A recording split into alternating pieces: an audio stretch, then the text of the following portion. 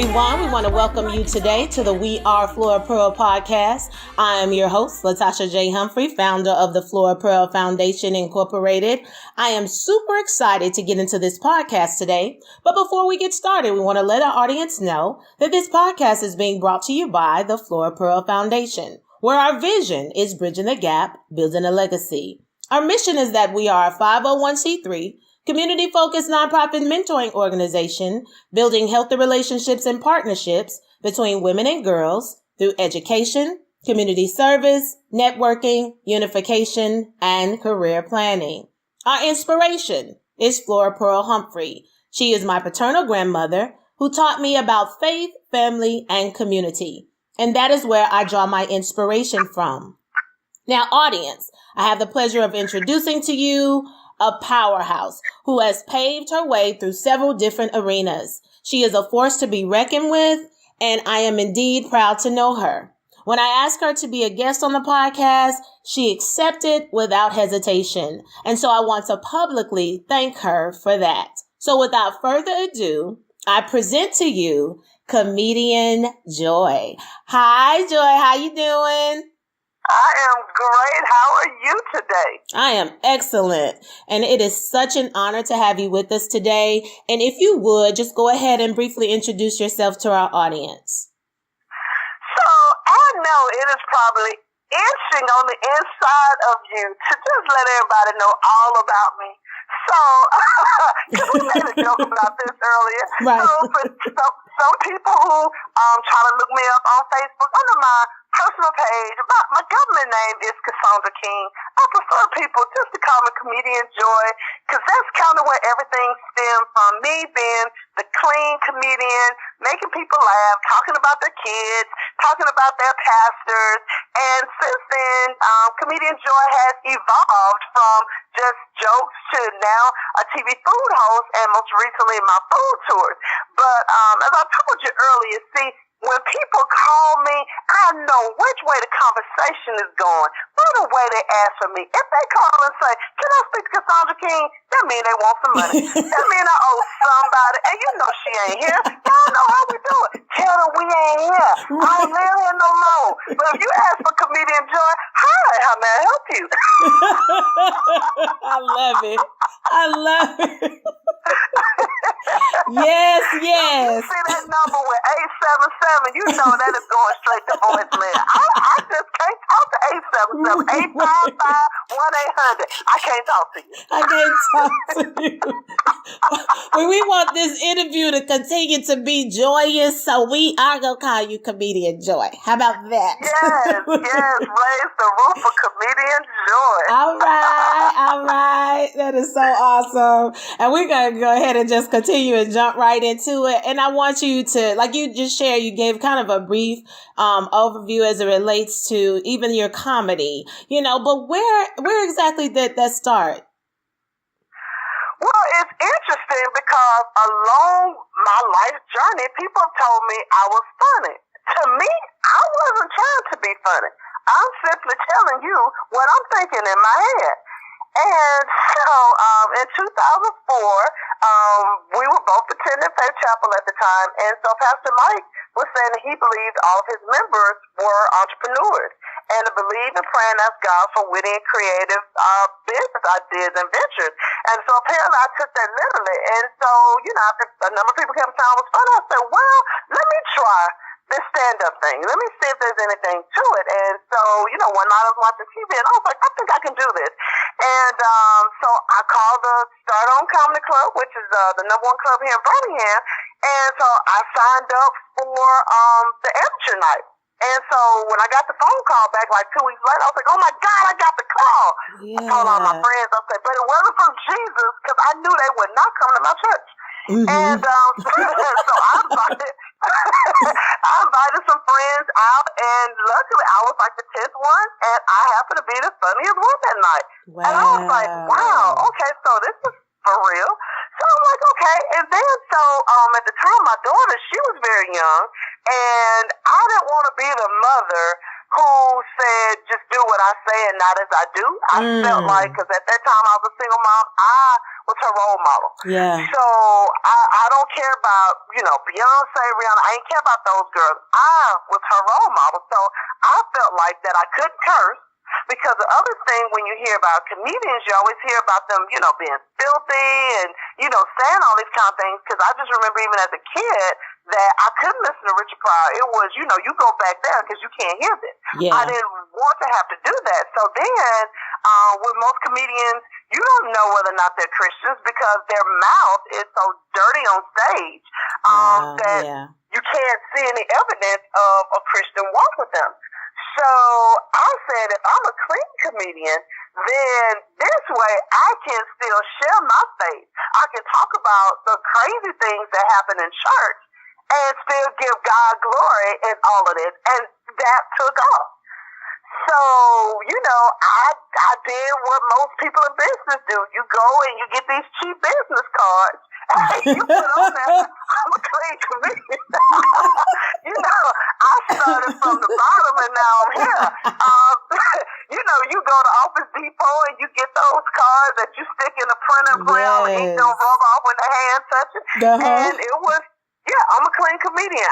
I'm Joy, the Queen of Clean. And so, especially our community for churches, we're forever having events. So, whether it's a Women's Day event or a pastor's anniversary, in the church, I felt like, hey, this is who my market is. Yeah. These are people who can appreciate everyday life humor without all the profanity.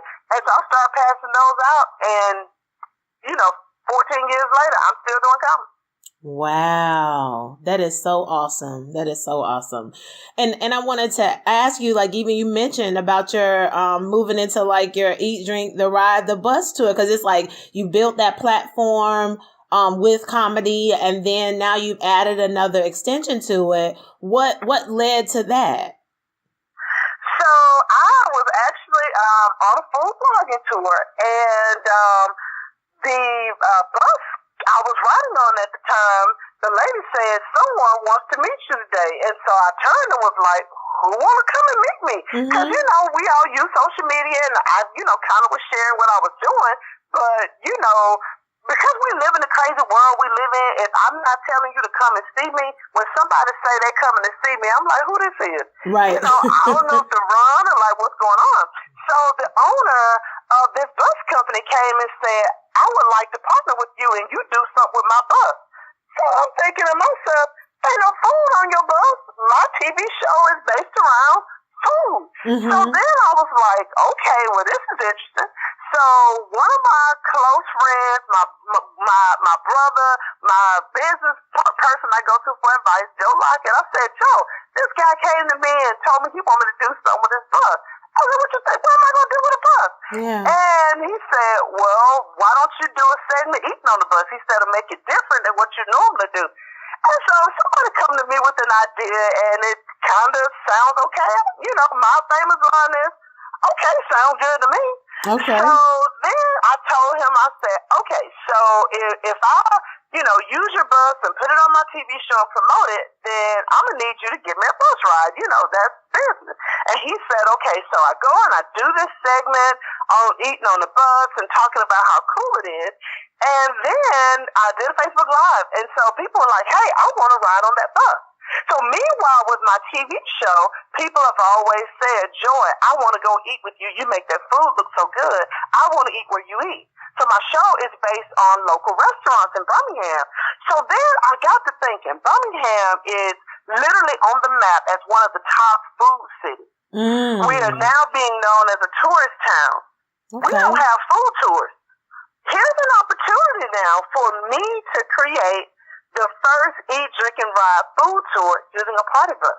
That's because awesome. In most big cities, including Atlanta, when we always think Atlanta is our, junior Hollywood, they have walking tours. There are several companies that offers walking tours. I've been on one.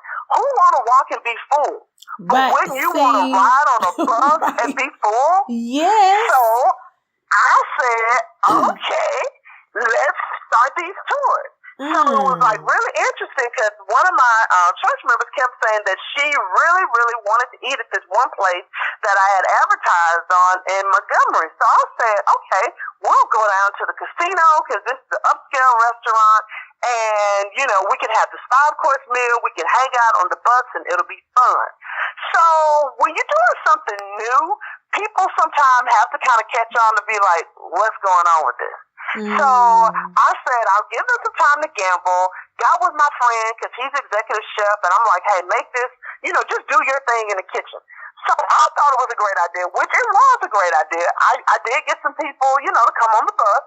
And this is going to be me being totally transparent. Well, initially, I think because it was new and I was charging $120 because you're getting a 5-course meal at an upscale restaurant plus you're riding on this bus. It didn't go off as well as I thought it would go off. Some people were interested, but it's like, I got to pay all that money for that? So, and then for some people, they just did not know what it was. So what I was providing you was beverages and food on the way down to eat food. Then you eat this nice, elegant meal. You would have time to gamble. Of course, that was on your own, and then we would come back. So for the people that signed up for it, it was really nice, and they enjoyed it. They slept on the way back because now they're stuffed, and it's like, 11:30 at night. But then I got to thinking, even as I was doing that, I'm like, wow, I'm taking these people out of town, but my show promotes Birmingham restaurants.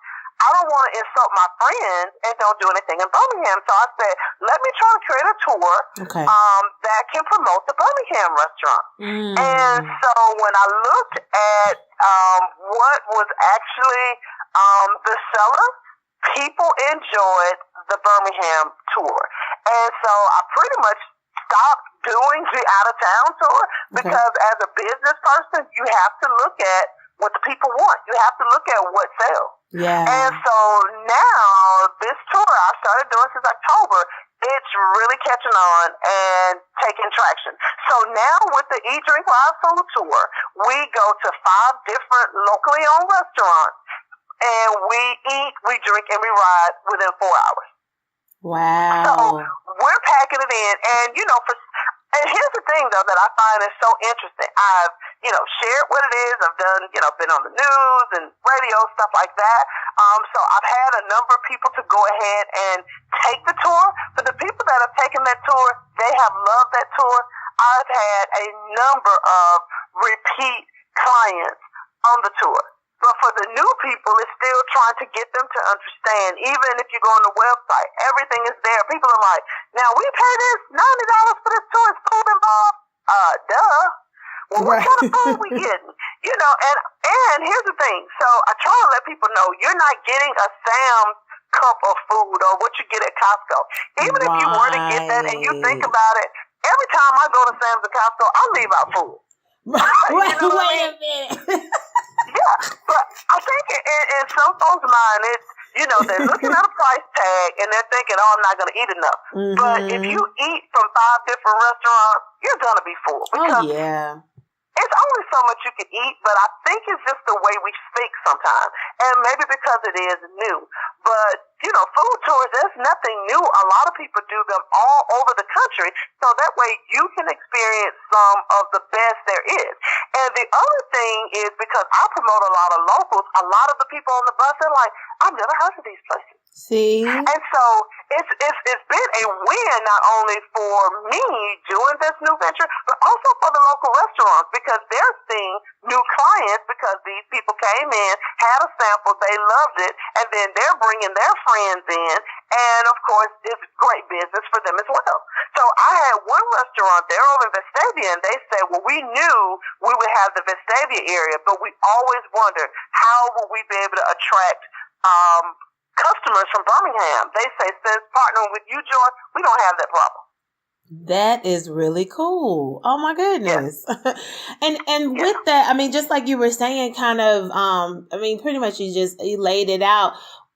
Even now so when it did shift, I want to ask you a follow-up kind of with that. When it did shift from, like you said, okay, I'm doing this out of town and then now I need to focus on, doing it in the city more so. how are you really getting it out to people? Like when you're saying some people are kind of new to it, are you doing any type of advertising to attract more people who may not really know about it? Yes and no. So, obviously I air commercials in my own TV show. There are commercials on, different radio shows I'm partnered with. A lot of social media, and now I've just started with magazines. Okay. And so what I thought, sometimes when you're an entrepreneur, and I'm just being transparent, you don't have a big budget, you got to think outside the box. Yeah. If you don't have $100,000 to have all these ads running on every TV, radio station out there, or hundreds of thousands of dollars to keep your ads moving on Facebook, you have to think outside the box. Yeah. So what I did was by me being a comedian, I know some people. I started thinking, who do I know that works with large groups of people? Who do I know that may know some other people who I could get on the bus? And so I have to get one of my friends their props. Desi Keith, who now opens up with Ricky Smiley and his karaoke, I went to Desi. Desi and I have been friends for years. Okay. And just so happened, they were getting ready to have their D2 Line dance party. He said, Joy, come on down, do some comedy for my group and let them know what you're doing. We're going to have a few giveaways, and I'm going to get some of my friends to go on the tour. Wow. That was like the brainchild. So partnership, when you're in business, oh my God, it's the best thing ever. Is to have good friends. And so, in fact, his group has been on my bus 3 times. Okay, they absolutely had the best time of their life ever. And so, by the time you get, a bus of 18 people that's on there and they're sharing on their social media, well, then they're telling other people and they're telling other people. And then you just continue to do it, and then you start to post the good time people are having. You posting live from the bus, and people are seeing what a great time people are having, and they're like, I want to do that. I want to celebrate my birthday. I recently had 2 groups on the bus who celebrated their Mother's Day. And let me tell you, I learned something from these mamas. Now, as the Bible tells us, the older women are supposed to teach the younger women. Yeah, I learned a couple things. Because these ladies were turned up. You hear me? So these weren't no old ladies that's sitting at home to my baby, just read your Bible.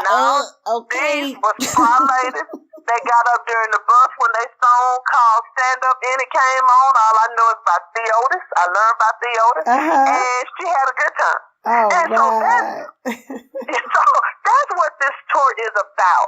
So, and I'm in the process of trying to pitch it to churches. Okay. I need people optional if they want to have non-alcoholic beverages or not.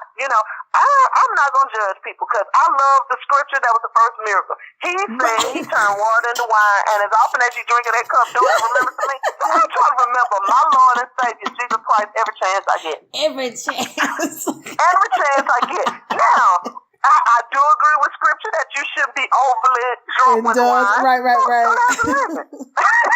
Well, just say balance it out. Right. Balance it out. So, if I see someone has, had too much, I'm going to ask them, do you have somebody driving? Do you have an Uber? Do I need to call one? Because at the end of the day, even though this is a fun thing I'm doing, even though it's business, I don't want to read about anyone getting any type of accident or dying after they left on my bus tour. Yeah. I would be hurt to the core. Yeah. Because at the end of the day, I love people. Yeah. So I want people to come, have a good time, and be safe. So the good thing that I'm learning with this is, it's a safe environment for you to come, hang out with your girlfriends, bring your mom, celebrate that special someone, have a good time. You don't have to worry about the food, you don't have to worry about the drink, you don't have to worry about cleaning up, because we're doing that in the different restaurants and on the bus. Yeah. You do that for 4 hours, you are tired. And so it was funny because the night tours from 6 to 10, also do a brunch tour from 12 to 4. Watching when they first get on the bus, they all hype. Man, close to 9:30, 10 o'clock, you done got full. You done worked, especially on a Friday. These people are looking sleepy. It is just hilarious. But again, it's just about having a great time with your friends in a safe environment. And so now, a lot of times some people want to get on the bus because, they want to hang out with the comedians. Lately, people been wanting to get on the bus just to have a good time amongst themselves. I'm like, I don't even do anything anymore. I just tell them where we're going. Right. Because they they literally take a life of their own. And so, now that I've seen the way that this is taken off, I'm in the process of pitching this to corporate. Yeah. Because I think it'd be something fun that they could do for their staff for team building. Right. To get them out the office, because a lot of companies, they're not order food. You're going to sit in the corner, you're going to talk about who's getting too much food, and you don't like potlucks because we know that one coworker don't wash their hands and got all them pets on the counter. So, this will be something I believe in keeping it real. That's so real. And fun that they can offer to their employees. That is awesome. I love it. Oh, wow. Because it's just such a wide, it's almost like, really, Joy, you've only tapped the surface of the possibilities. Like you kind of you've started it and then I see you creating even more lanes and I know like creating your own lanes, like that's something you've already done. Just it looks like to me you just building on your platform and it just seems really cool. And I wanted you to speak to that entrepreneur that's listening who was like, I have something I want to do. I have an idea. I'm really considering to do it, and really speak some words of wisdom and I'll call them pearls of wisdom to them about how to get started and how to create their own lane. Hey, I'm just going to steal the line from Nike. Just do it. Gotcha. You have to just step outside the box and do it, even if you do it scared. Yeah. Even if in the beginning no one gets it, even if no one is supporting it, you have to continue to do it. Now, will you have to refine what you do? Yeah, that's going to be some refining. Yeah. I've refined my TV show. I've refined the food tours. I refined comedy. So, yes, you have to do it. There will be somebody that will want to do the thing that you were born to do. You just have to figure out who are those people. And even if you have to sit around and think about who would want this, who do I know who would support this? Some people still now don't understand that there are some times, even at the process where I'm now, there are some times, because there are expenses that come with running this bus tour, that I will have to literally, and this is being me totally transparent, I will inbox people, hey, I'm going to give you a special deal. Can you come on this tour this weekend? Yeah, do you that's have some real. friends who want to come? Because once you put this thing out there, number one, you have to keep it going. Number two is it challenges you and it forces you out of your comfort zone. But the third thing is that I may have sold some tickets, but not enough to cover my expenses. So gotcha. I don't like going back to those people saying, hey, can you come on another one, or I'm going to have to cancel it, because I believe if your money is good, your service needs to be good.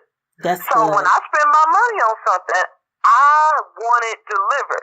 So I, as a business owner, have to do whatever it is necessary to make sure that those people have the most amazing time. There have been some times where I've had to inbox people to, get enough on the bus, and I've had to incur some of the expenses. Yeah. You do what you have to do as a business person to make sure those people have had a great time. Because if you don't, what you don't want to happen is, oh, George is stealing your money. This tour really sucks. And then there goes your brand. Right. So my call of wisdom for people that's sitting on a business idea, you just have to step out that boat and do it. You have to figure out a way. And as you're doing it, I believe God will start giving you different ideas to refine it. He will start sending people your way to help you become more successful, But if you find that you have done all these things and there's not an audience, then you may have to go back to the drawing board. Always look at where there's a need, be the void. And so I'm a person of be the change. Don't complain about something. Figure out how you can change it. Especially if you're constantly complaining about something and you have, you're able to change it, then you be the change as opposed to you sitting there complaining about it. I love it. I didn't see these food tours in my future. For me, I went to school for broadcasting. I wanted to be on TV. I got you. I want to be on the Food Network. That's still a goal of mine. Yeah. So for me to be able to get my own show, I was like, wow. But what a lot of people think is, Joy, just come on TV and 3340, let her come on there. No, what they don't understand is Comedienne Joy pays every week to come on TV. The beauty of that is I own my TV show. I own the content. And we have got to start thinking as owners and not employees. That's good. That is where your control lies. Because I own that 28 minutes and 30 seconds, I can air whatever I want to air on that time. I can sit on there and eat a bowl of oatmeal for 30 minutes if I choose to, because I own the content. Because I own the content, Six-Time Broadcasting cannot tell me, well, your show didn't pull in the numbers, so we're going to take you off. Or we decide we want another host because I own the content. I love it. So, as business people, as entrepreneurs, we have got to start thinking as business owners. We've got to start thinking, hey, what I have, someone wants it. And you have got to find out who is it that want what you have. And you got to stay with the course. Don't expect to be sleeping. Don't expect to be on social media all night unless you're promoting that business. Don't expect to be watching Scandal or whatever the new hot show is. Because if this is what you truly are going to do, you're going to be sleeping. You're going to be tired. You're going to be frustrated. That's the reality of owning a business. Wow. There were many nights I didn't get no sleep. I still keep my energy drinks with me. Yeah. Trying to get this TV show going. People tell me I make it look easy. Well, I'm glad, but it's not. Right. So, see, yeah. What'd you say? You don't know what all goes into it to get to this space. And that's I think that sometimes just even the entrepreneurship period or just being an entrepreneur, I always joke about that and say, people, they tend to want to do it and it seems sexy, but it's like, and it could be, I get it, definitely if you're doing something you love to do, of course, you're going to be passionate about it. Like you said, that keeps you, you owning your own content. Not only just being an owner and being on TV, but then you have these other opportunities that are coming to you. And so it's balancing those things, but it's also work. It takes that, so it may look, like you said, I may make it look easy, but it's a lot that goes on to even get you to that moment. You know what I'm saying? To do it. So I love it. And I truly believe that, whomever listens that desires to be an entrepreneur, that has an idea, that they can definitely take those pearls of wisdom that you've given on that and be able to operate, at least move with it, just start, whatever you wanted to do, start and go towards it. So that's perfect. And here's the one thing that people have to realize, that if you've never started nothing, you got to start, because if it was easy, everybody would be doing it. True. Yeah, that's true. But because it's hard, it takes tenacity. You have to continue to, do whatever it is you want to do. I have to continue to try to meet new restaurant people or figuring out who are the owners, and people just think I just walk in there with a camera and start eating. Oh my God, if it was that easy. Okay. Wait, what you It is so not that easy. So, right. But again, if it was that easy, everybody would be doing it. And honestly, by now, I really and truly thought that there would be some other TV shows like mine being in this foodie city. I've heard that some people tried it before, but it was expensive. What people don't realize is I shoot, I edit, and produce my own show every single week. That is beautiful. The only thing I do not do is I do not put the closed caption on that because I haven't figured it out. Right. No. But come on now. Like, that is super awesome, Joy. Yes. Oh my goodness. That's what's up. Yes. So if the show is good, I did it. If the show sucks, it's my fault. Yeah, but you own it. That is so empowering to hear, and just know, you putting that all together like that. Yeah. And creating, that's something for you to, definitely you put your ideas into it, your skill set and all of it together. It created this product. I just think that's super cool on that end, because you usually will have to hire out, and that's an expense that is in-house. It stays in-house because, and if ever, you want to enhance or learn more, like, you have the opportunity to do that as it relates to the editing and things of that nature. But to have that under your belt, like, that's just pretty cool. So I think that's great. That's awesome. So again, I tell anybody starting out, hey, put in the work. Yeah. But it'll be so worth it because every week that show goes on, I cringe. I try to watch it if I'm available. And I'm sitting there critiquing it. But the biggest compliment to me is when I call that restaurant and they said people came in because they saw it on that show. Yes. That gives me that motivation to say, I can do it again next week. Right. Like, mission accomplished. That's good. Yes. Nah, that is awesome. People do not really, really know the struggle, especially that first season, because, for some people, she got her own show, whatever. They don't know, literally, when I say I walked, literally, I was going from door to door trying to find sponsors to keep that show on air. Yeah. TV costs a lot of money. And so when I first got that show, I went to one particular network and got some rates, and I was like, whew. And so the problem was, and when you're thinking about your plan, you got to think long term, regardless of what it is. I realized this would be great up until football season coming. Then I am going to be pushed back because of sports, because we're in a sports town. Yeah. So I said, I don't want to be preempted that much. I said, so let me go over here and check out what the number of stations that 30 through 40 has, because they have 68 as well as 21. And I said, maybe if I, get on, some of their channels, I won't be preempted as much. So in my mind, this was a great idea. So after I looked at the rates that I was getting from another network, I said, well, I'm going to be on 2 stations. Well, that was the dumbest thing ever. And as entrepreneurs, you're going to make dumb mistakes. Yeah. Because that's a part of life. Yeah. Doing this model, I didn't have a pattern to go after outside of looking at what Guy Fieri did. I really admired what he did and thought, hey, I would love to be able to do that. So I go and put myself on 2 different networks in the same market. That was the dumbest thing ever. That was very expensive, and I thought I had a sponsor locked in. I didn't. The beauty is that I borrowed from myself. I got it off my credit card. Okay. And that paid for about a month's worth of advertising, and I still owe myself today, but it's okay. Because my other plan was, I said, okay, I'll just charge the restaurant, because, hey, it's promoting their business. And thank God I had sense enough to do that as a model. But after a while, you kind of get a little pushback from some of the restaurants, because now you're talking about 3 restaurants every week for so many weeks. You kind of start to run out of places.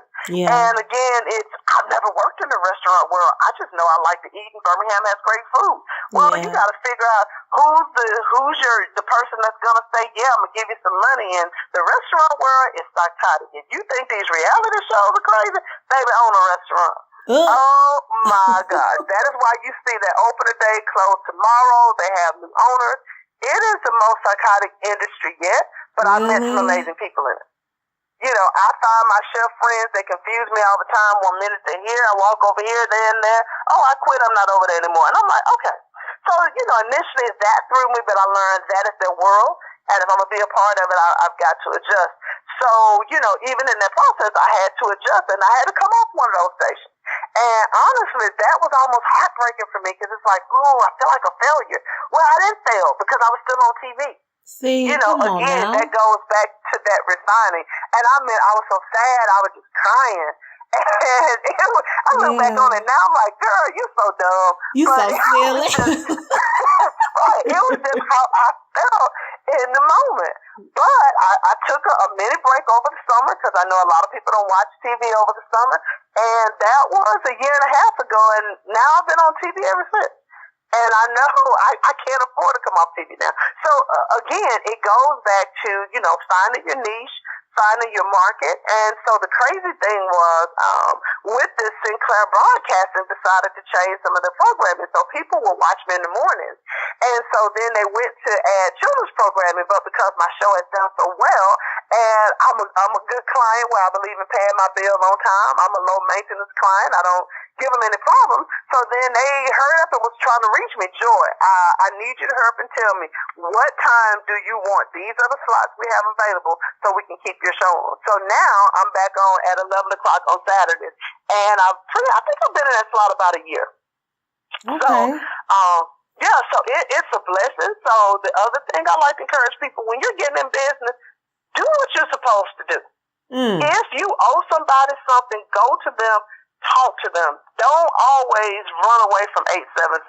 Now, if it's Chase, they'll be all right. But what I'm saying on the local level, try to do it right there, because honestly and truly, it's a small world. A lot of times, like I said, even when I felt like a failure, talk to somebody, because somebody has been there where you're going, and somebody can help you. You know what I mean? Yeah. So now, I don't, the TV show is doing what it needs to do. And now, I have my eyes set on this food tour. And honestly, I have not said this publicly, but I am, thinking and received how I could be able to get my own bus. That is cool. All right, now.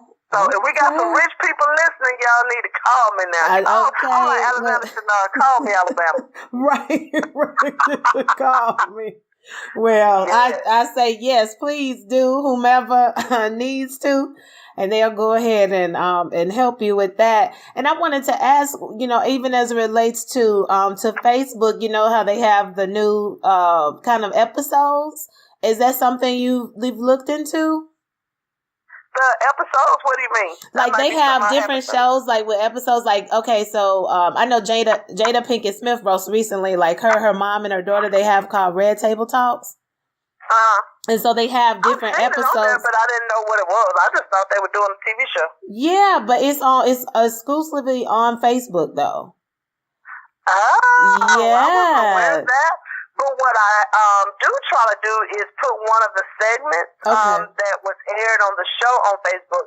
And so that has done well for me, because they still get traction off of that. And of course, they share it on their page. So the whole weird thing is also when you're talking to certain people, like in marketing or whatever, it's trying to figure out what those people are looking for. Yeah. So for instance, Facebook has been a huge major success platform for me. Some people are Instagrammers. I'm still working on trying to get my Instagram numbers to be there.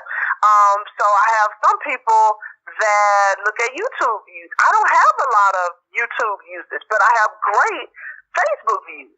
So, sometimes it's just all about what people want. So some people may think I don't bring value because they don't see it on YouTube. Some people may think I don't bring value because of my Instagram, but I always tell them, well, hey, this is what I have to offer you.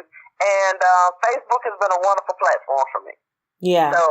I mean, but you stick with what works, for you. And just like you said, I mean, it's just in some, I guess like some platforms are just different than others.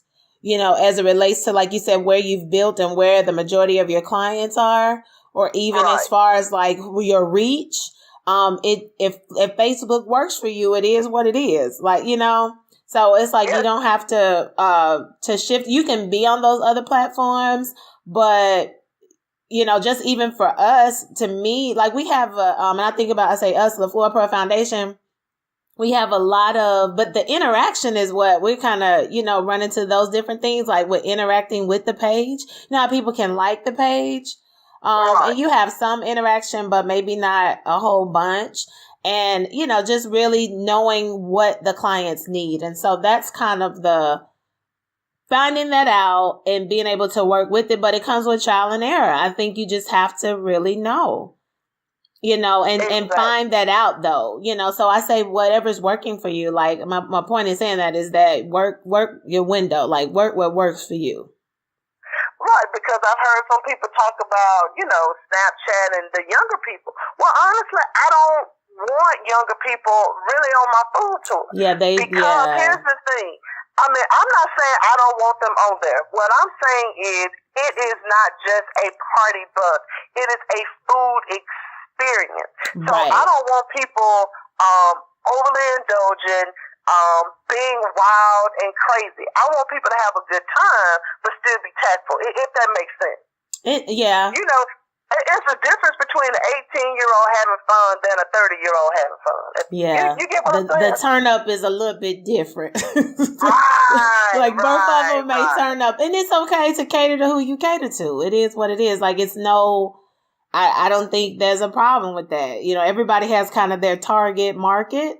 And Right. and yours is, you know, with who you have. It's like you said, the 30-year-old, kind of the more refined, mature adult. You know, that's where you are, and it is what it is, and nothing's wrong with that. So that works for me. Exactly. That works for me. Okay. Well, we're gonna to move into the segment as it relates to with the support systems. And so Felicia Rashad, it's a quote that I saw that she said that women have tremendous power. Women are power. And we don't have to scream and yell and tear things down about it. We just have to come together. And so one of our hashtags that we say we are Flora Pearl, but we also say we are our sister's keeper. And I wanted to ask you, as it relates to support systems, when you hear that, what does that mean to you? And do you believe that they're necessary? Oh my God, yes. Support systems are definitely necessary. No man is an island. As much as I do a lot of stuff myself, I still have to have a team, people that I can count on, people to help me. Oh, yes, you have got to find someone that is team joy, team whatever your business is on your side. Yeah. Oh, that is so critical because, one, sometimes you need to be able to call somebody and say, you know what, I feel like a failure. You know, you need somebody to say, hey, somebody came to me with this bus idea. What do you think I should do about this? You know, you're going to go crazy if you don't have that person to vent. If you don't have that person to bounce ideas off on.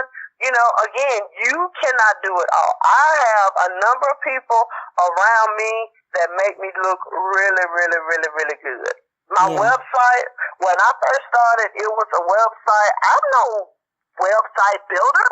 Right. But at the time when I started off in comedy, I needed a website. So I did something, and it looked a hot mess. I thought it was funny. Met this young lady.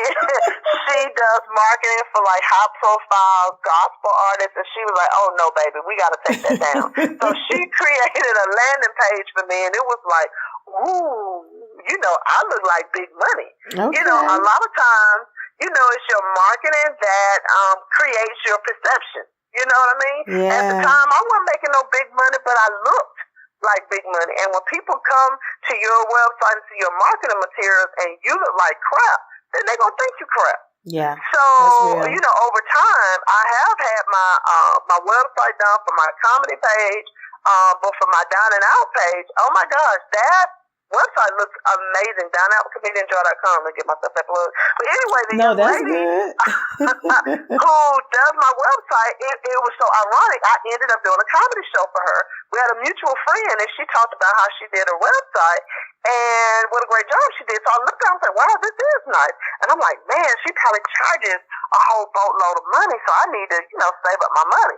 Well, I was working on another blogging project. It was pretty major for the city. And I'm like, I don't want people going to my website and they seeing this crap. So once again, I was willing to bite the bullet and, you know, find out what she charges. She pretty much did that website for nothing. Yeah. I paid her some, but that was so not her work. So a lot of times, she is now Team Joy. She see I'm doing some things. She'll text me, hey, can I add this to the website? Can I do this? Before I can blink my eyes, she'll say, I finished it, go look at it. And I'm like, how in the world did you go do that? I even had a new headshot. She got it now where it's matching my headshots. I'm like, what? Wow. So, yeah, and a lot of times, sometimes you have to, you know, go find a student or go find someone or just let people know, hey, this is what I have. This is the budget I'm working with. What can you do to help me get there? And then as you grow, you continue to work with those people and you all grow together. That's kind of the platform that we built with the Joe Larkin Show when we first started on radio, that we would grow together. You know, now 3 years later, we're still part of the show, but we're so busy off doing our own things that it's crazy, but that's what the show set out to do. So, you know, you've got to find somebody to work with you. You know, somebody, because otherwise you're going to lose your marbles. Yeah. Now, how, even in building those, like you've been talking a lot about partnerships and relationships, and that's definitely in line with what we stand for. How, in building those and kind of those like-minded people, because it really is, you can't partner with everybody. What were kind of your things? Yeah. What were kind of those, it's kind of those qualities that made you say, okay, this is the person to do this business with.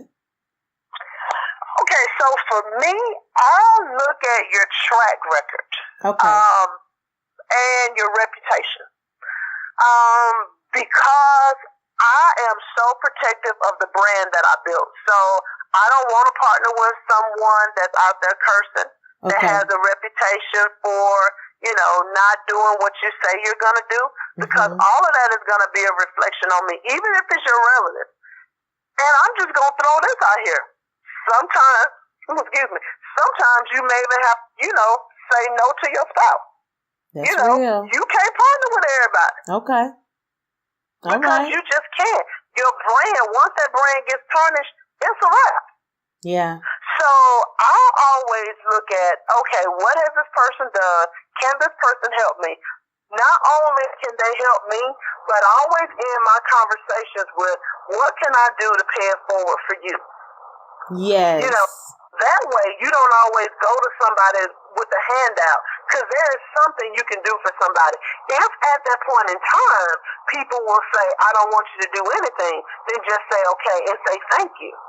But if somewhere down the line you can go back and do something for somebody, well, by all means, you need to honor that, and whatever you agree to, honor your word on that.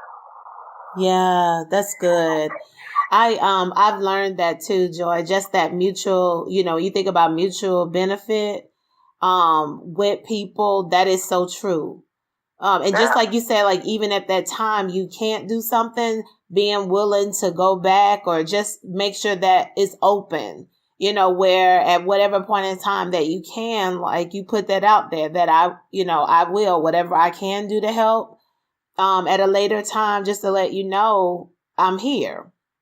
Exactly. Because of what you did. And that is really cool. And that's so true, and that's something that I did. I had to learn that about, even when people said, and also to get a clear understanding about what you need and what they need, this is what I need. And if they said, like you said, to be a person of your word, I just think that's vital. Wow. That's really cool. Almost definitely. Yeah. I am so huge on that.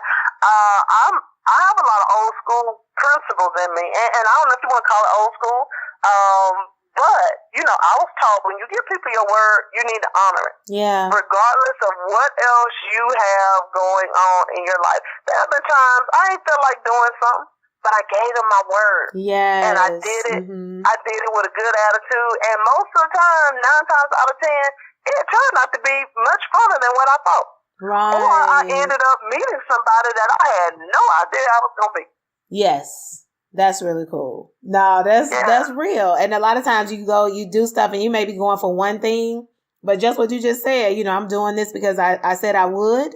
And then this is what the benefit I got from it, that I had no clue it was going to come, from this direction. So, you just never know, but it is about doing it with a spirit of excellence. And I believe, like for you, like you said, over these last, 14 years, just building that brand, just what you reached out to do. I'm like, that's how you do it. And to see someone that you actually know, that you've touched, you've been in their presence, to build like that, that's what's awesome. Because you can see, people on TV, and not saying that, or different celebrities and stuff, but you don't always know their journey, or you kind of see them, And so to see that and see you building and different avenues, and you stepping out, and just like you said, when you all got together about the radio show, and there was an agenda that was, this is what we're gonna do. We're wanting to open other platforms, and how do we come together?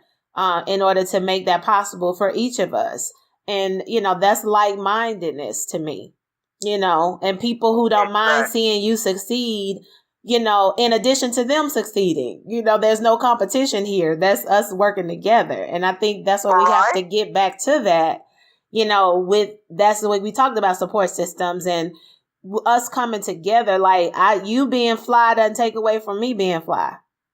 Correct, because there's room for all of us up here. It really, really is. Yes, that's awesome. And we can do so much more together than we can apart.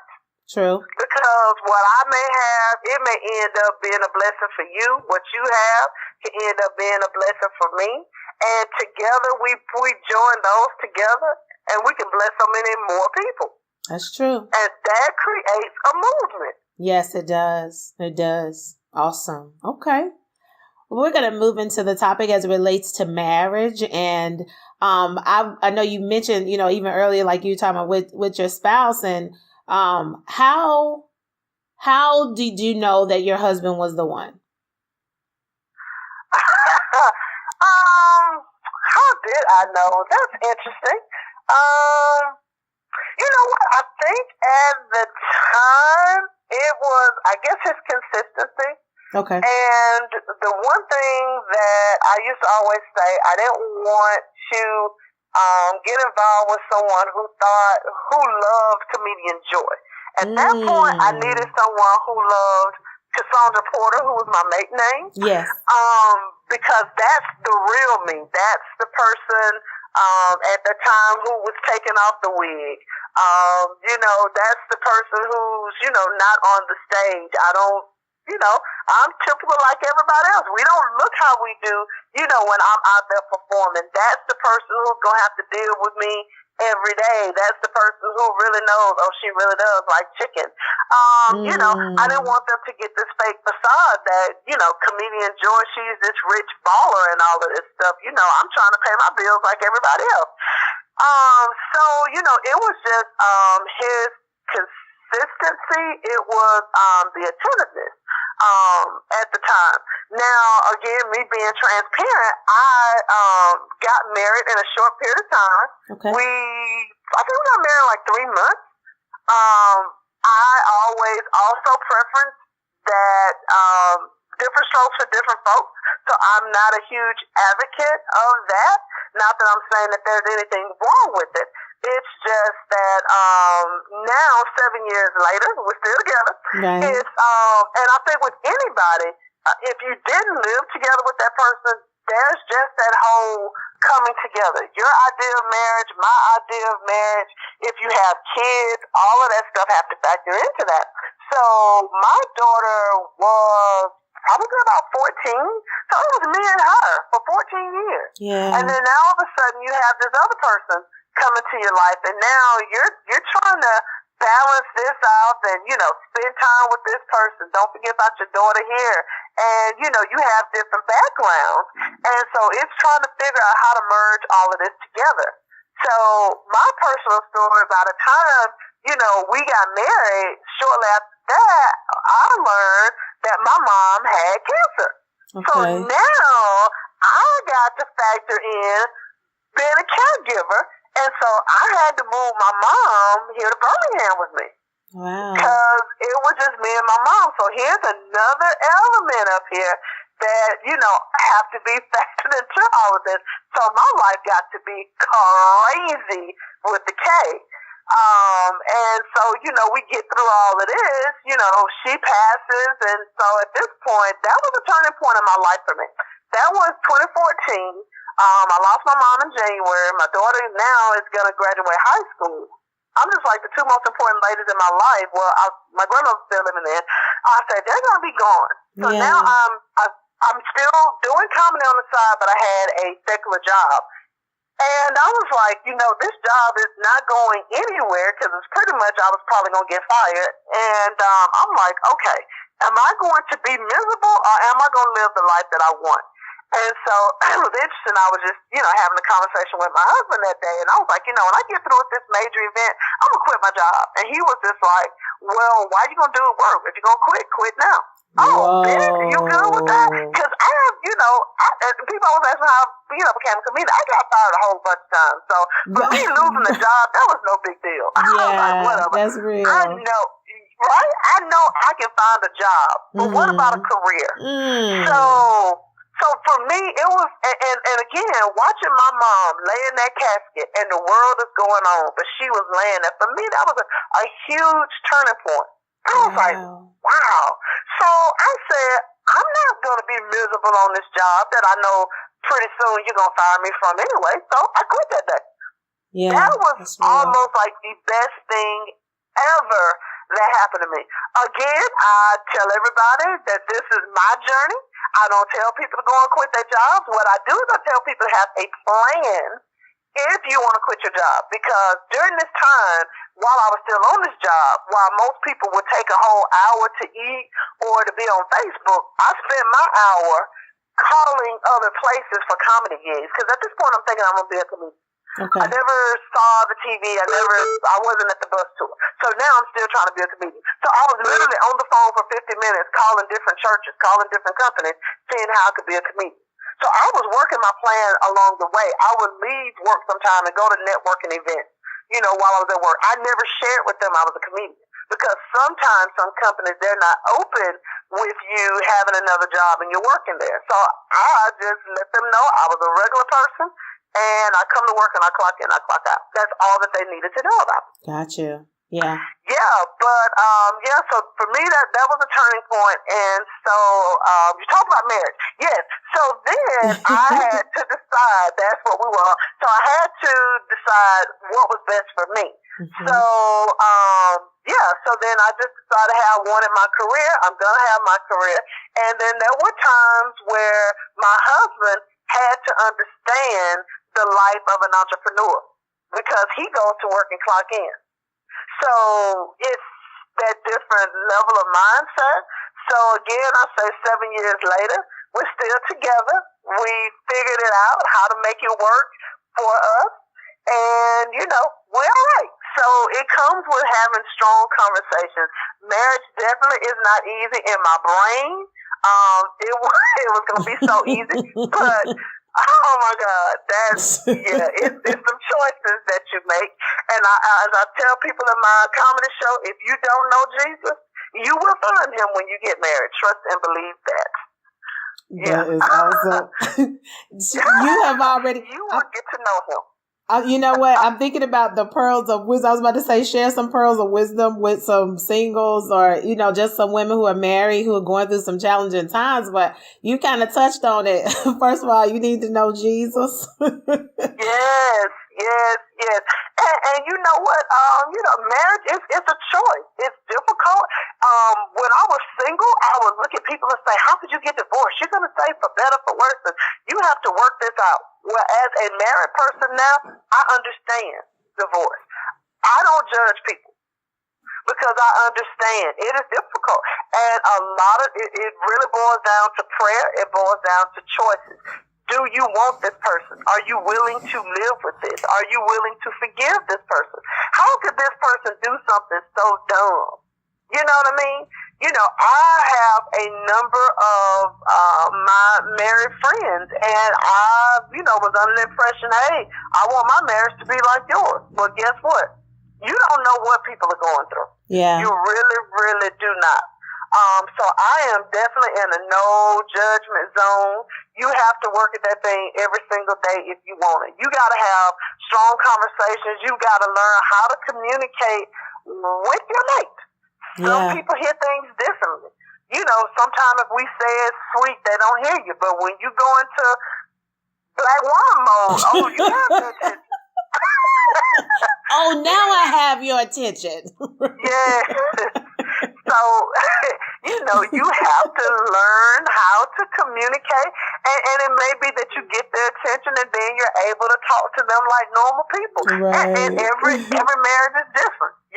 Only one I know about is the one that I've had. Right. So again, it has just allowed me to be a lot more sympathetic, a lot less judgmental. If I see couples together on Sunday and all of a sudden I don't see them together no more, I don't ask people, man, where your wife? That happened to me one day. I never forget it because I was hanging out with him. And all of a sudden he said, we getting divorced. I'm like, I just ate out your freezer 3 weeks ago. So now I just say, hey, how you doing? Right. So when you see those couples that's been together 50 years, I have to really give them a hats off Because think about it, back then, a lot of women were not out in the field working like we're doing out there. We're not having their careers. But we knew a lot of them had another life, but those women took it. You know what I mean? A lot of women nowadays are not taking. A lot of women nowadays are waiting till later to get married. So one of my pearls of wisdom, and especially when it comes to a woman in business, I would suggest that you definitely get your career pretty much where you want it before you get married. Because when you're trying to get that career, that's going to take a lot out of you. And when you add that element of a spouse, they need time, their wants, their needs. That's another whole layer. Then after a while, you're like, well, what about me? You fall at the bottom. Wow. Until you're able to get that thing flowing where it should be so you can, have that me time. So, we're in a good space now because hey, I had my girls' trips before you came along. Let me go and hang out with my girlfriends once a year. Yeah. So, it's trying to work all of that in. For me to understand these are some things he likes to do. This is why he thinks this way. This is why he feels this way. And then also to get him to understand this is why I do what I do. So, yeah, you got to be honest. You got to have real conversation. You can't have that fake stuff. I used to think my marriage was going to be like Leave It to Beaver and me and Warren's going to be in there wash the dishes, honey. Right. It don't work that way. Oh, so I love it. Real. I love it. I love it. So it wasn't happening that way. But Warren does wash the dishes sometime, and when he does, I'm grateful. All right. And it's the little things that will get you. I make jokes about falling in the toilet, stepping over them socks. It's the little stuff like, why are my cooking seasonings in the bedroom? I mean, for real, it's those things that could be like, you have to work my last nerve. But then you have to look at the flip side. Okay, is he being a provider? Is he, beating on you? Is he there when you need him? And then sometimes it's educating him. If the guy who you like has the bulk of the qualities you like, but may need some refining because he didn't have a good father figure in his life, well, you may have to be like, baby, these are some things that I need. Can you help me with this? Right. To get them to see. But sometimes we're like, I don't want to raise no man. Sometimes it's communication. If this is going to be your life partner, you got to communicate. And the other thing, the person you are when you first get married, you probably ain't going to be that same person 5 years. That's real. So, come on now. Right, because you evolve. So yes. for me, my husband doesn't like surprises. So I've learned that. So I've had to brace him for what's to come. So he originally married a comedian who had a job, who decided she gonna quit her job to do comedy. And what? Now you talking about you doing a TV show? What? And then now you finna do food tours? What? Right. Can you make up your mind what you gonna do? But not even knowing, that's a part of a brand, though. Exactly. It's not just one, but that's that's like you said, that's a communicating too, being able to have that conversation, just being able to do that. Do you know how many people can't? So that is pretty awesome where, even if he doesn't get it or doesn't understand initially, the fact that he even allows you the opportunity to explain it and then want to get it because he loves you that much, that's really cool, because I just know so many different situations and not everyone has that simple being able to communicate and voice even a dream that they have or, something, an idea, and have someone to really listen. Exactly. So those are the times when I sit back and say, okay, I know his history. I know if my husband is going to do anything, he is going to go to work every day. Yeah. We have that understanding. Even if, I'm just throwing it out there, even if for whatever reason, he's going to do what it takes to provide for this household. That I know. Because there have been some times when you be like, man, I could have got somebody richer. I could have got somebody taller. Or, because hindsight always makes you look at that. But then I go back and say, if I had a taller person, would this person still give me their everything to take care of me? Come on If now. I had whatever else, would this person still make sure that I am taken care of. I don't have the confidence in risking that. Come on. You know what I mean? At the end of the day, I know this man loves me throughout. He ain't going nowhere because I tried it. So I just learned how to stick with it. You know what I mean? Just leave. Work it out. What'd you say? I tried it. He ain't going nowhere. I tried it all. He ain't going nowhere. Oh, that is so cool. That's so cool. That's what's up. That's a partnership though. And that's real and authentic one. From what you've shared, it's just very authentic where, love is the core of it. And, it's like, I believe in you and I know what you like. I took the time to get to know that, like you said about him and vice versa. He took the time and then cares enough. So that's a mutual respect to me. And that matters, in relationships, period. So that's beautiful. Go ahead, girl. All right. Yeah. So, sometimes I just look at it and say, well, hey, I won. He got a prize, I got a prize. That's right. Because a lot of times, we look at exterior, but it is how that person is going to treat you. Looks can fade. Anything can happen. He makes sure we're provided for. Yeah. I have to give him those props. I've always been an advocate of life insurance. He makes sure if something happens to him, we're going to be taken care of. Yeah. I mean, you can't get that from everybody. No. So for me, it's, I can't take a chance on somebody else. You go up here and try to get you an Idris Elba, he knock you upside your head. Yeah, that's not. Even in the Diary of a Mad Black Woman, this elegant attorney up here, I would be nothing without my wife of 30-something years, and they looking glamorous. But before the night over, you'd have put her out the car and out your house. Right. I don't want to live a double life like that. Right. Yeah. Now that's real. Yeah. I'm just like, is it the same consistently? Like, I need the same person.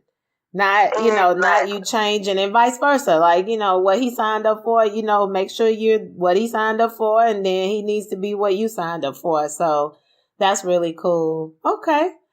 We're going to segue into our mother-daughter bonds. And recently I became a published author, so I'm super excited about that.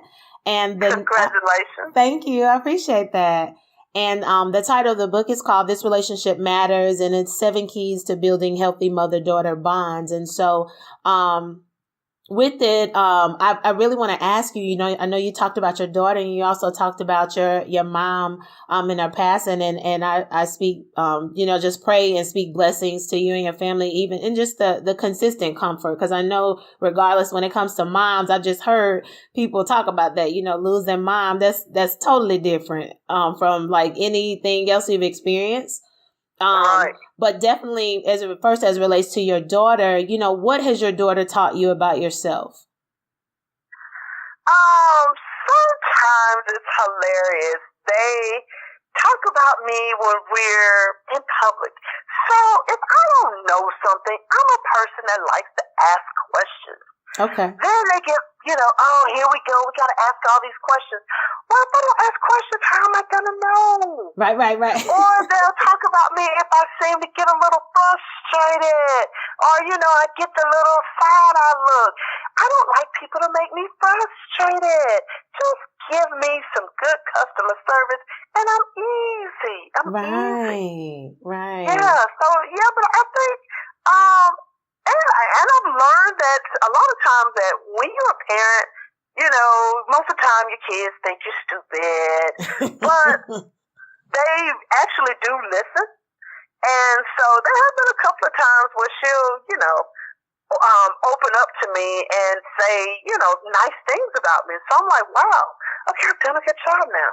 Because, there are lots of times where, they want to do their own thing, or my daughter is an only child, so we have these only child things where, I'll talk to you when I'm in the mood, and when I'm not in the mood, I'll see you when I see you. Mm-hmm. But I know she's in her room doing her thing, so it's kind of funny. So I treasure those times when she want to open up. But sometimes I tell her she reminds me of a puppy. You know, as long as I pet her and feed her, she's good. Wow. Okay. You know, I've just also, you know, told her that she doesn't have an option but to be a success in whatever it is she want to achieve. I told her, hey, I will help you get there. If you want to go to the moon, then we're going to figure out a way to go to the moon. I say, you know, if you want to be a nurse, I'm going to help you be a nurse. Whatever it is, I'm going to help you. But you cannot be a loser. Whatever it is, you got to be a success at it. So that's been my one standard for her. And so I'm excited that she has 2 more semesters in college.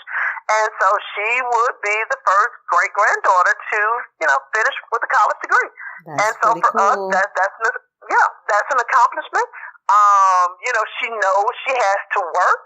And she has to be a responsible person in the world. Other than that, I don't accept nothing less. Yeah. So that's just the bar that I've set for her. And so, you know, I let her choose the school she wanted to go to. She's going to Troy. And once we went down for the parent day, I commended her for making a great choice. Because before she was had her sights on another school. But, you know, Troy has really, really made it a great campus and give you all the tools to be a success. So, you know, there are times when I'm thinking she's not watching, but she really is. I just wish she had a lot more of my get up and go and my drive. But what I've learned, she has that when it's something that interests her. Got you. Okay. And how did your relationship with your mother prepare you to become the woman and the mother that you are today? My mom taught me a couple of things. One, she also encouraged us, me and my brother, to go and be whatever it is that we wanted to be. So when I told her that I wanted to be on TV, I wanted to be on a news station, so for her, she was like, okay, great, go for it. You know, she never was the kind of mother like, baby, you can't be on no TV.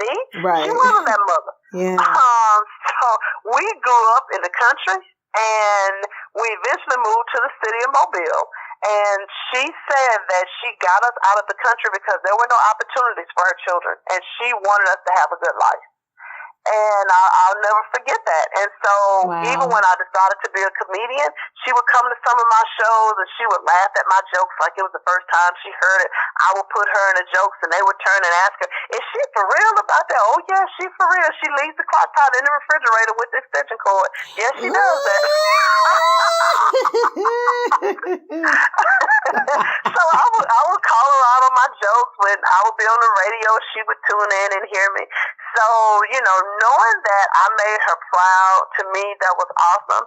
You know, she was the kind of person was that, you know, whatever you want in life, you work for it, you get it, and don't be afraid. So, like, you know, in comedy, I'm on the road a lot, up and down the road, traveling, trying to get there. So she taught us, you know, hey, don't be afraid. When you're driving, you better get out there and go. You can't pull out in front of somebody and go slow. I never forget that was one time, she like, if you're going to park, you got to whip it in there. Well, I tried to whip it in there, and I bumped this car one time, and I just whipped it around the back of the movie theater because I'm like, Lord, I done, you know, hit somebody's car. So it was a lot of those small nuggets that she taught me to help me be the person I am, you know, not to be afraid, just go out there and do it. And so, you know, I just wished that she could have been around for me to see my TV show, because that was the one thing we enjoyed doing, was watching the Food Network. I really she liked it more because she was a cook, and I'm more of an eater. But, you know, I really think that I know she would be proud of me. And so that's the other thing, even, you know, when I'm making choices, because everything we do is a choice. Because there are sometimes I want to cuss. There are sometimes I want to just go to slap off. But it comes back to my brand. It comes back to I'm a mother. It comes back to I'm this person on TV. It comes back to I'm a Christian. Those are the things that keep me grounded. And I'm like, oh, if I didn't have all this stuff riding on me, I would just go off. But, you know, again, they keep me grounded. How would this reflect on all of this? And that has been, you know, one of my saving graces. And then the final thing my mom was taught me was, you know, you got to have that walk with God. You know, you don't want to disappoint God. And so, you know, that's my other driving factor in everything. I don't want to let him down. God, how am I going to do this? You know, is this pleasing to you? So, yeah, we were pretty close. And, you just have to roll with whatever punches life gives you. You just have to figure out, how to make it work. And, of course, we look back on our parents and like, man, how did they make it? How did they survive? And, now even being a parent, I still ask myself that same thing, but I just know it's God. Yeah, that's awesome. Okay. Yep. Well, now we're going to have a series of questions that I'll ask and asking them, you may have one, just a one-liner, it may be a one word as far as the answers, but this is a way that our audience can get to know you even more as a person. And so are you ready? I'm ready. All right. What book most influenced you? Book. Okay, so when it came to marriage, I would have to say Steve Harvey's book, Think Like a Man, Act Like a Lady, Think Like a Man, whatever it is, because I keep botching the title up. I think that one was very influential with me for my marriage. I did use a lot of those tests in the book, and he answered a lot of the questions. All right. What are the 3 qualities that got you where you are today? Hard work, being focused, and being driven. All right. What question do you wish more people would ask you? What? Can I buy a bus ticket? How can I book your party bus? That's what's up. Look. Yes, that's the question I want people to ask me. How can I book your party bus? How can I book your party bus? Okay. No, I'm asking. Go ahead and put that out there. What would be your answer? That's right. So my answer would be, if you want to do a private tour, you need a minimum of 10 people. Your max is 18. And let me know of a date that you have in mind, and we will make that happen. They can go to my website. That's diningoutwithcomedianjoy.com. And we'll make that happen for them. All right. What's the last thing you binge watched? Oh, girl, Mary, the final episode. Oh, Lord. And when it was over, I'm like, this was about 6 hours of my life I just wasted. Oh, okay. What is something we're going to move on to the next one? What is something that every woman should try once in her lifetime? Well, you know what? Take a vacation. Do something fun for yourself. Just scratch something off of your bucket list. Whatever it is, definitely travel international. Because that was the one thing that I did after I lost my mom, my daughter, I shipped off to college. I went to Japan. Okay. I stayed there about 8 days, and so it was cool, a different culture. Never had been international outside of a cruise. But yeah, go do something, scratch something off your bucket list. I'm not an adventurous person when it comes to that bungee jumping and that zip lining. Because if God wanted me to be in the air, He would have given me wings. My feet need to be on the ground. That's just me. But if you're adventurous, I say go for it. Go for it. Okay. What advice do you have to a woman with a broken heart? With the broken heart, girl, mend that heart back together. You got to keep it moving, because if you sitting there moping over the same thing, you going nowhere fast. So decide to forgive and then forget about it and move forward. Okay. Because there's so much other stuff on the other side. Sounds great to me. What is a goal you want to achieve in the next 10 years? The next 10 years, I want to have my own line of party buses. All right. And I know you're a foodie, so you may have several, but I want you to choose at least one. What is your favorite kind of food? Fried chicken. Okay. What superpower would you like to have? A superpower. Well, I don't know what the character's called, but if you could just eradicate racism. Okay. Spread more love. All right. What would a perfect day for you look like? A perfect day is one when I wake up and there's a ton of money sitting in my bank account. Nobody's getting on my nerves, and everybody's having a blast on the food tour. And Food Network called me and say, Joy, we have your own show with your own production crew. All you need to do is come and be the amazing talent you are. All right. And what's the most important lesson that you've learned in the last year? Just stay with it. Refine it and stay with it. Keep evolving. Okay. Well, we're going to move into community service. Would you like to share any ways that you're giving back to the community and just how you've served in the area of community service? Yeah, I've put in a whole lot of community service, and that's something else that myself and my team always share with people who have a platform. Get out there and give back, because you never know what you may get in return. I've got a number of bookings from doing, in-kind acts. I know I'm scheduled to MC an event at the Grace House for children in June. I've always done stuff for the community because that's, the pillar of our community. I mean, we have to do different things. My business has been toward women and children because I'm a woman. I know what it's like being a single mom. I know what it's like being a married mom. So that's always been my thing. I used to go into the schools for entrepreneurial classes, different event, and would hang out with the kids. I learned I can't be a teacher because I can't go to the bathroom in 2 minutes. Right. That's so true. That is so true. Ooh, can't even have that moment. You just gotta have a moment, right? Yes, I love it. Currently, I volunteer in my church. I work the production screen there, so I love doing that. Even though the pastor be like, maybe you need a Sunday off. I'm like, hey, this is what I get my thrill on doing. So leave me alone, pastor. Right. Yeah.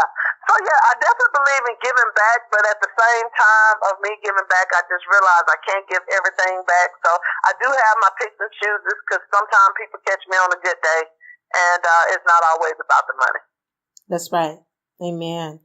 And what we're going to move kind of into the faith segment. This is an opportunity for our guests to share a time when their faith has been tested and how they came through it. And it really is to encourage someone in our audience, because a lot of times, we may be going through some things, but the blessing is in coming through it and being able to share that with someone else. So if you would share.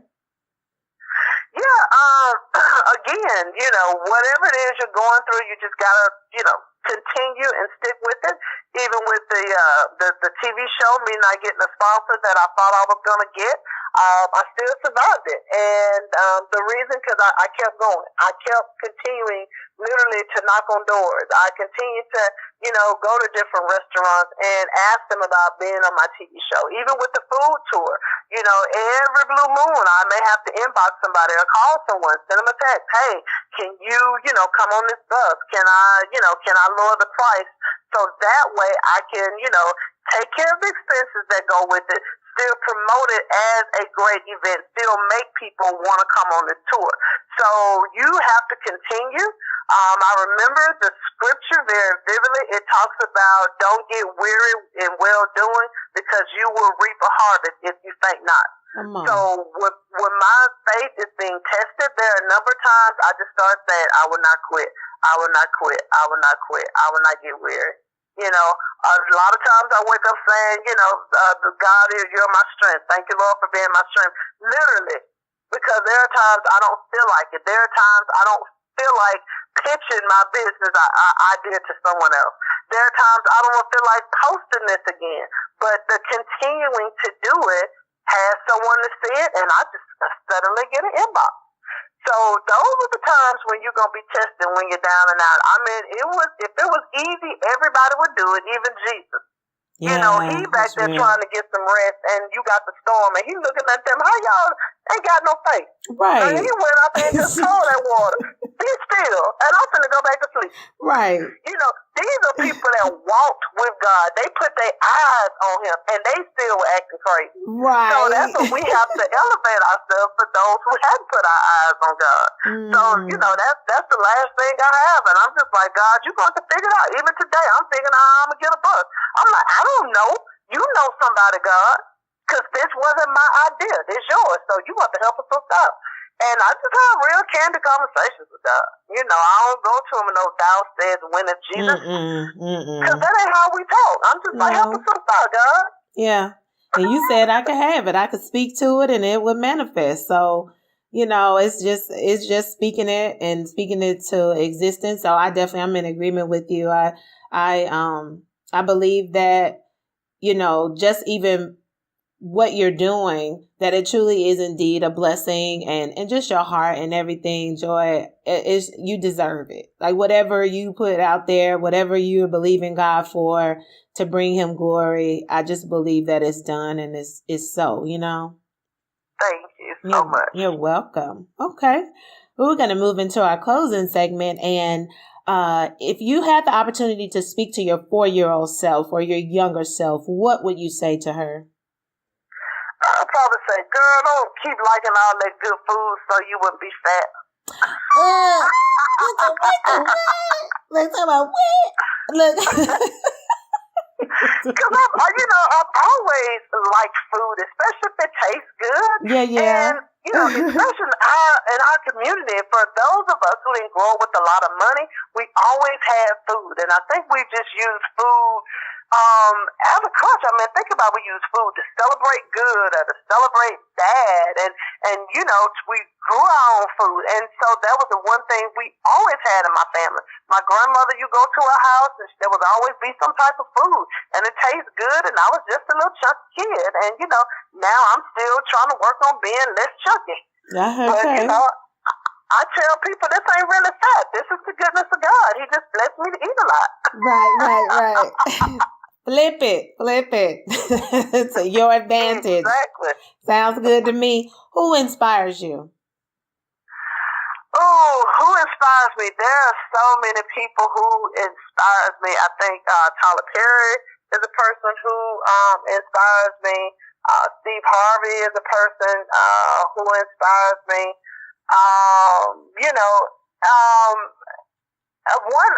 I guess a relevant person who close to me inspires me is my daughter. I want to make her proud of me. Yeah. You know? Because I want her to be able to say, hey, you know, that's my mom. You know? Those are some people who really, really inspires me. Because you look at these people and, you know, one thing I have told God, I'm like, I am not planning on being homeless. That's so right. we can scratch that out the equation. Now, working hard and, you know, doing all this other stuff, I'm okay with that. But I'm not trying to be homeless in the process. That's right. It's good. Well, is there any last-minute piece of advice you would like to share? For just those ladies that's listening, listen, no matter what age you are, it's not too late to try. It's not too late to try again. So, you know, for me, I wanted to wait till I got my daughter off in school because I felt like at that time I would not have any distractions. So it doesn't matter if you're a single mom, a grandmother, if you're trying to have kids, whatever it is, it's not too late. Live your best life today. Challenge yourself. It may be hard, but guess what? If it was easy, everybody would be doing it. Right now. So that's my piece of advice, and I would just love to hear their success story. That's awesome. And as they come in, I definitely want to be able to share them because, I just truly believe, you know, just be able to live your best life. Like you said, live out loud and just do what makes you happy, and not really look into other people for that happiness. So that's awesome. Thank you. Wow. This has been awesome. And Joy, I just thank you so much for being with us and sharing, you know, your story and just being so authentic and real. Thank you for that. Oh, it's my pleasure. Well, you know, authentic and real, that's all I know. And, you know, it's funny because, you know, people kind of make jokes, oh, you try to be bougie. No, I'm too country to be bougie. That is so not who I am. Right. I will probably, when I arrive, I could just be able to afford more chicken, but I am too country to be bougie. Come on. See? And it's like, really? That's where are they getting that from? I'm trying to, where did that come from? The bougie. Well, every now and then, I run across people who I have done events for. I don't always remember. I try to remember, and typically I'm great at faces. Right. Names. And I remember I was at this one event, and this lady literally almost went off on me, and she was kind of loud. Oh, don't act brand new. You don't remember you did my birthday party? Damn, I don't.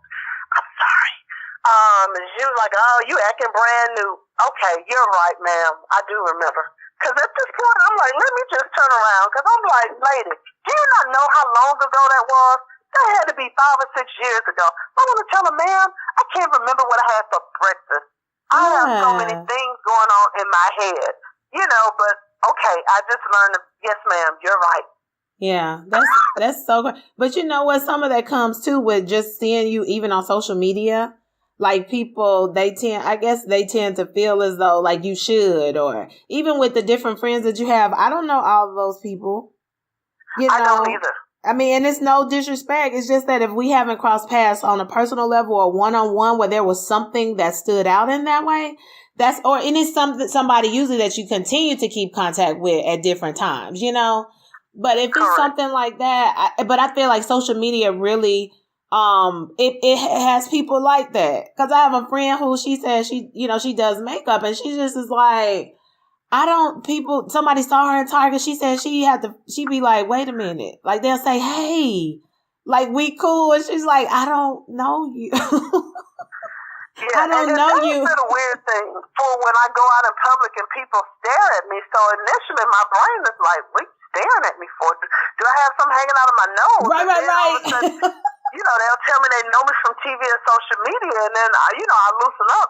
So I'm not thinking, of myself as some big celebrity. I'm thinking of myself as I need 2 cucumbers to go in my salad. Why y'all looking at me? Don't you start with me. Now that's so real right there. I'm just saying.